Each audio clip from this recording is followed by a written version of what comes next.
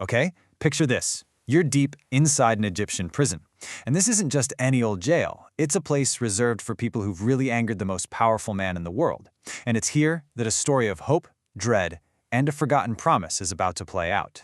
So you've got two high-ranking officials, they each have a really troubling dream, and then there's this one Hebrew prisoner who seems to hold the key to everything.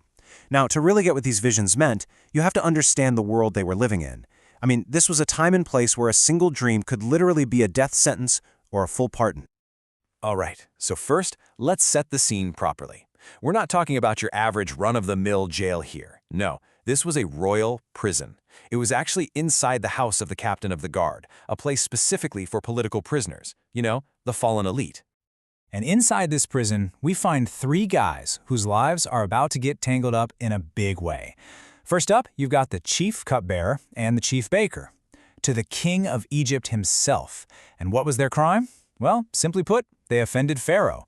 We don't get the juicy details, just that it was serious. And the person assigned to look after them? A young Hebrew prisoner named Joseph. So, they've been locked up for a while now. And then one night, everything changes.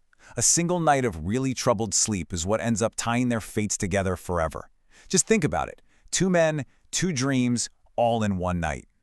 So the next morning, Joseph goes to check on them, do his duties, and you can just feel it. The air in the cell is thick with anxiety. He finds them looking totally dejected, their faces just clouded with this sense of dread. So Joseph just asks them, hey, why do you guys look so sad today? And their answer gets right to the heart of the problem. They say, we both had dreams, but there's no one here to tell us what they mean. And you have to remember, in their world, a dream you couldn't understand was pure torture. It was like being handed a locked box with no key. But Joseph, his response is just so calm and confident.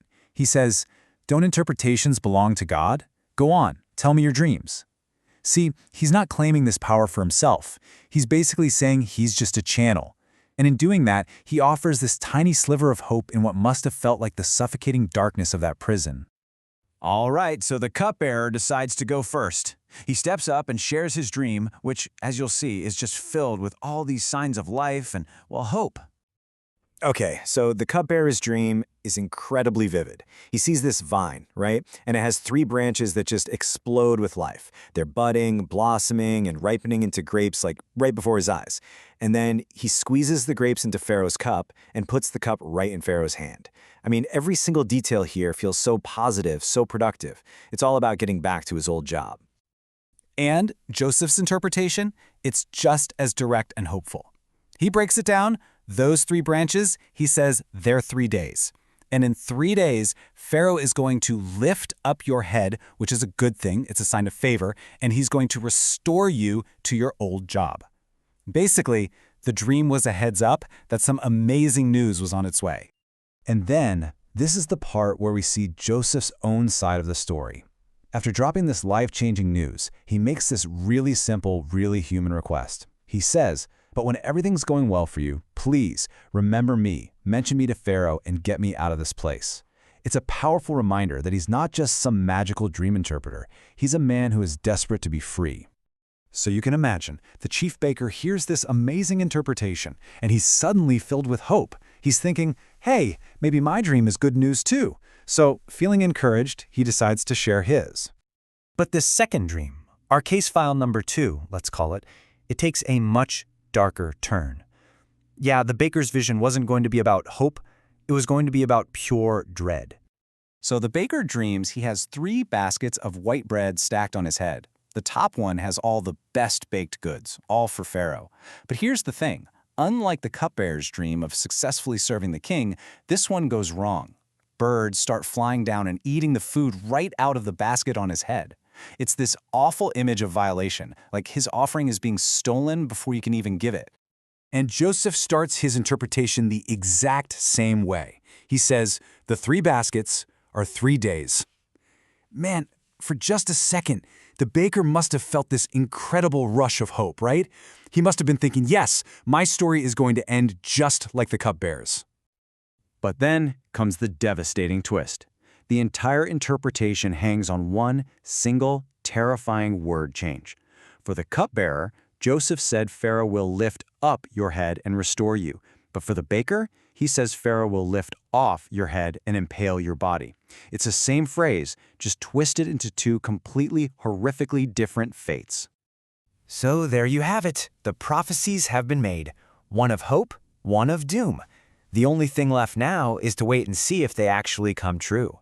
And that brings us to Pharaoh's final verdict. And the countdown is on. Night 1, the dreams. Day 1, the interpretations are given.